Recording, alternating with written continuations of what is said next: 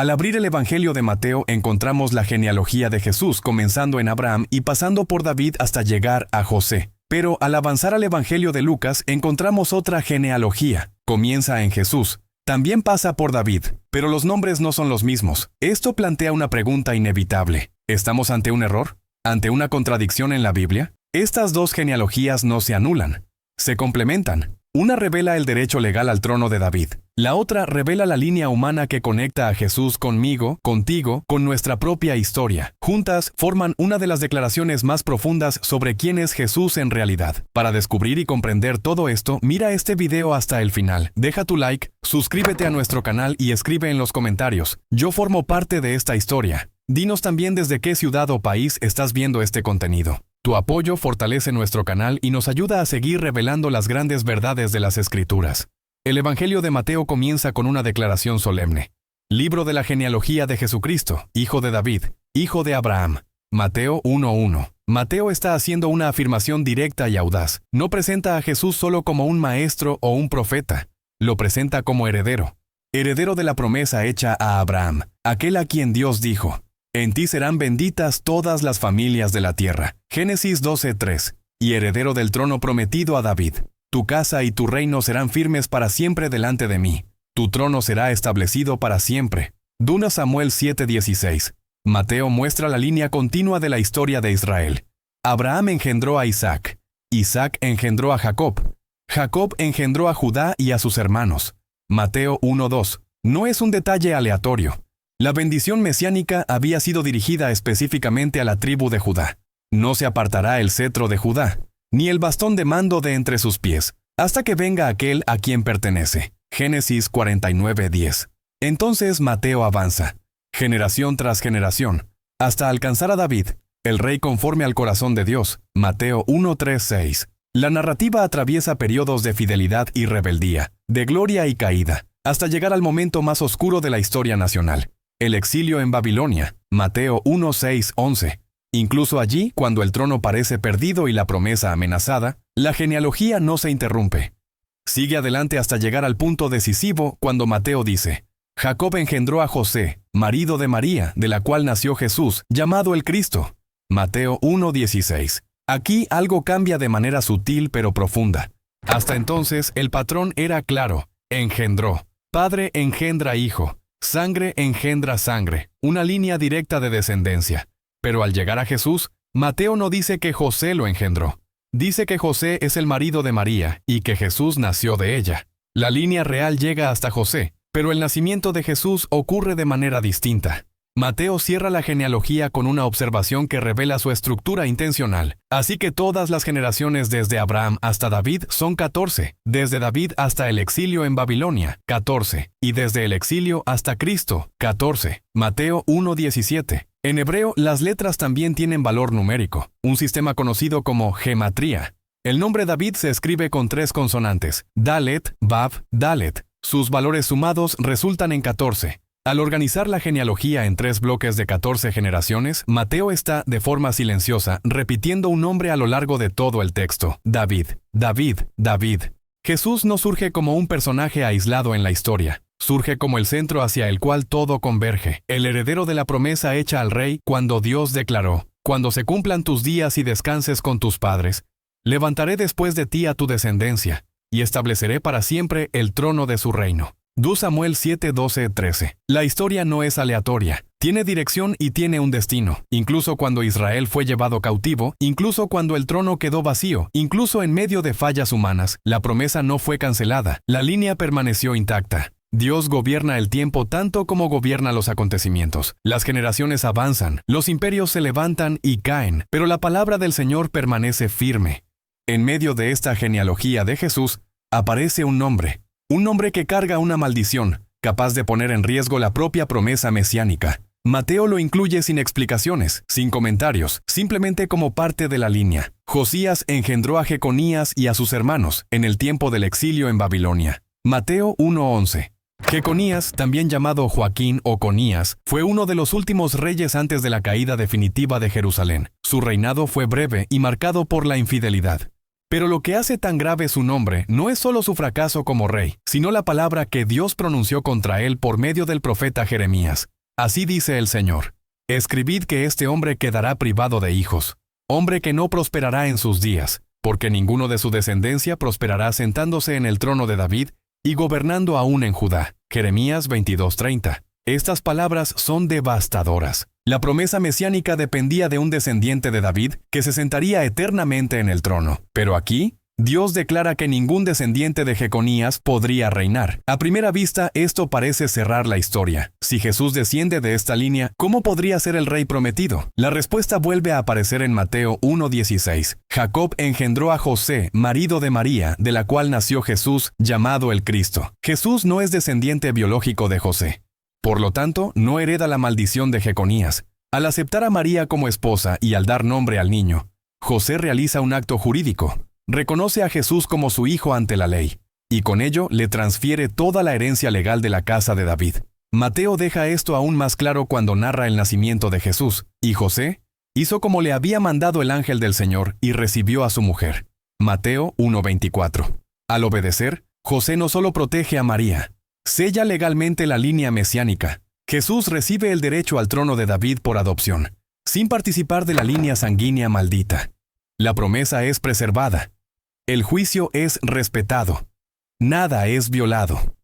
En el mundo antiguo, las genealogías eran registros exclusivamente masculinos. La línea pasaba de padre a hijo, de generación en generación. Las mujeres eran, por regla general, invisibles en estos documentos. Sus nombres no eran necesarios para validar herencia, autoridad o identidad legal, y cuando aparecían en situaciones excepcionales, se esperaba que fueran mujeres ejemplares, matriarcas irreprochables como Sara, Rebeca o Raquel, símbolos de pureza, honor y continuidad del pueblo. Pero Mateo ignora completamente estas expectativas. No solo incluye mujeres, elige nombres que chocan, historias que desconciertan y trayectorias que muchos preferirían olvidar. El primer nombre citado fue Tamar. Judá engendró a Fares y a Sara de Tamar. Mateo 1:3. La historia de Tamar, registrada en Génesis 38, es una de las más difíciles de leer en toda la Escritura. Involucra negligencia, injusticia, engaño e incesto. Tamar era nuera de Judá. Tras la muerte de sus dos maridos, Judá prometió que cuando su tercer hijo creciera, se casaría con Tamar. Sin embargo, con el paso del tiempo, Judá no cumplió su promesa, temiendo que su tercer hijo muriera como sus hermanos. Sin otra opción, Tamar tomó una decisión audaz. Se disfrazó de prostituta y sin que Judá la reconociera, tuvo con él dos hijos gemelos, Fares y Sara, asegurando así su descendencia. Luego aparece Rahab. Salmón engendró a Booz, de Rahab.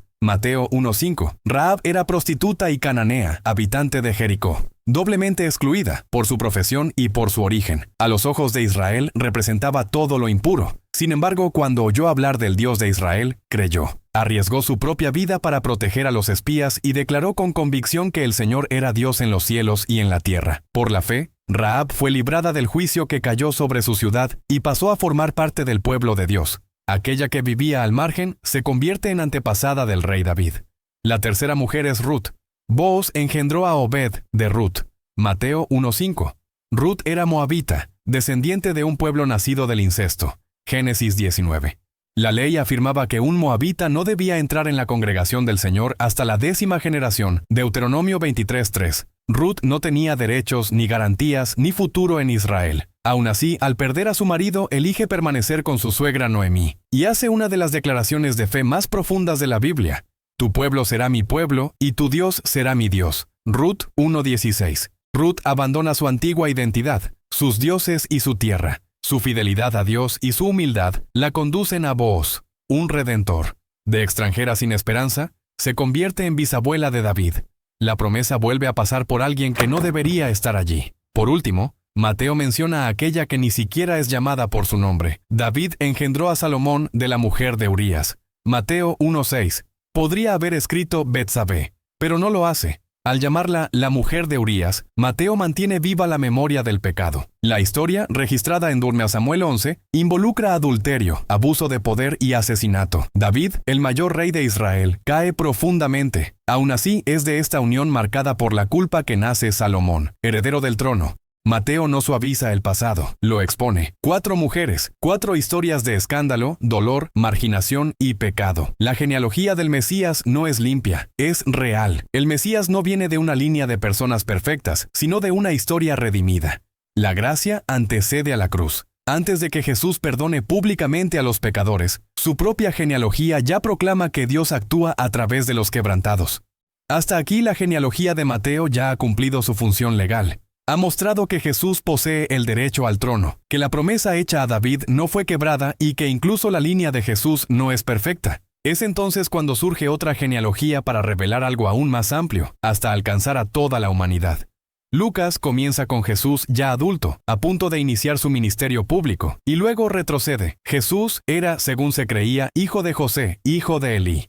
Lucas 3:23. Esta expresión, según se creía, no es casual. Indica que José era considerado el padre de Jesús a los ojos de la sociedad, pero deja espacio para una realidad más profunda. La genealogía que sigue no se detiene en los reyes. Pasa por David, pero no por Salomón. En cambio, sigue por Natán, otro hijo de David, menos conocido, fuera de la línea real. Lucas 3:31. Mientras Mateo sigue la línea real de David por medio de Salomón, Lucas sigue un camino diferente, pasando por Natán. Estas dos líneas no podrían pertenecer al mismo hombre biológicamente.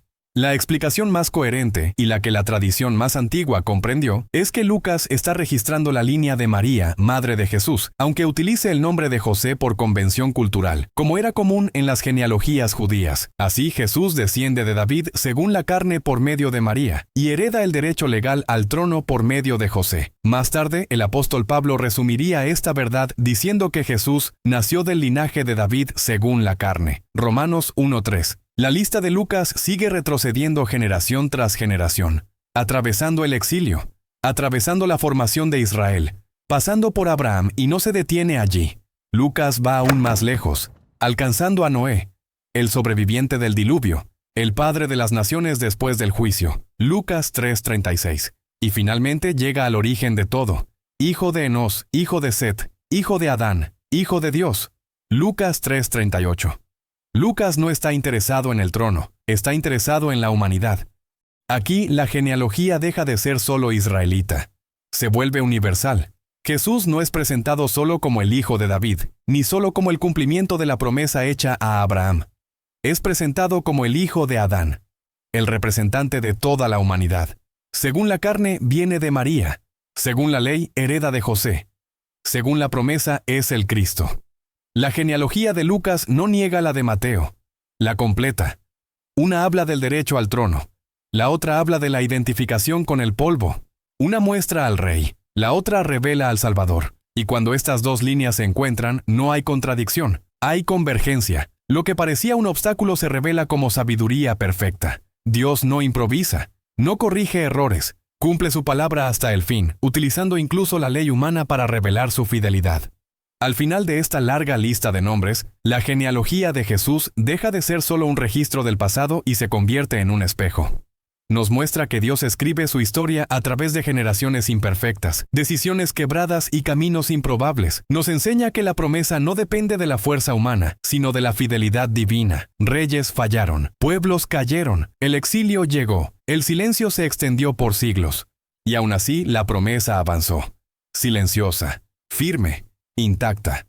En Jesús, la historia encuentra su centro. Donde el primer Adán trajo caída, el último Adán trajo restauración. Así que, como por una sola transgresión vino el juicio a todos los hombres para condenación, así también por un solo acto de justicia vino la gracia a todos los hombres para justificación. Romanos 5:18. La genealogía no termina en Cristo como un punto final. Se abre como una invitación. El Evangelio de Juan afirma: a todos los que lo recibieron, les dio el derecho de ser hechos hijos de Dios. Juan 1:12. Por medio de la fe somos injertados en esta historia. No por sangre, no por mérito, sino por gracia. La línea que comenzó con promesas, pasó por reyes y terminó en la cruz, ahora alcanza corazones. El árbol genealógico de Jesús revela que Dios no abandona lo que comenzó. Cumple lo que promete, redime lo que parecía perdido, y llama a personas comunes a formar parte de algo eterno. Esta es la buena noticia que resuena desde el primer versículo del Evangelio. La historia no está fuera de control. Tiene un rey. y ese rey entró en nuestra historia para conducirnos de regreso a la vida. Si este video te ayudó a ver a Jesús con mayor claridad, fortaleció tu fe o reveló algo que nunca habías notado antes, deja tu like y compártelo con alguien que también necesita entender que nada en la Biblia es casualidad. Suscríbete a nuestro canal para seguir caminando juntos por estas historias bíblicas y escribe en los comentarios: yo formo parte de esta historia. Porque, por la fe, la genealogía no termina en Cristo, continúa en todos los que creen. Nos vemos en el próximo video.